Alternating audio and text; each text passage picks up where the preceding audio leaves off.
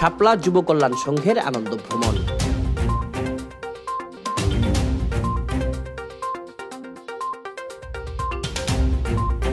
রাঙামাটি শহরের রিজার্ভ বাজার পুরান পাড়ার ঐতিহ্যবাহী শাপলা যুব কল্যাণ সংঘের উদ্যোগে আনন্দ ভ্রমণ সম্পন্ন হয়েছে।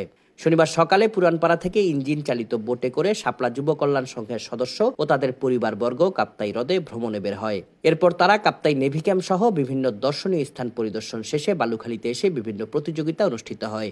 প্রতিযোগিতার পর আলোচনা সভা অনুষ্ঠিত হয়। এতে প্রধান অতিথি ছিলেন শাপলা যুব কল্যাণ সংঘের সভাপতি এমদাদুল হক মানিক। বিশেষ অতিথি ছিলেন সাধারণ সম্পাদক নেজামুল হক নেজাম, সিনিয়র সহসভাপতি মোহাম্মদ গিয়াসউদ্দিন।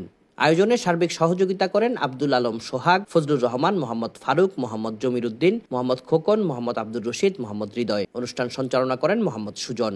আলোচনা সভার পর বিভিন্ন প্রতিযোগিতায় বিজয়ীদের মাঝে পুরস্কার বিতরণ করা হয়। Desk report, CSTV।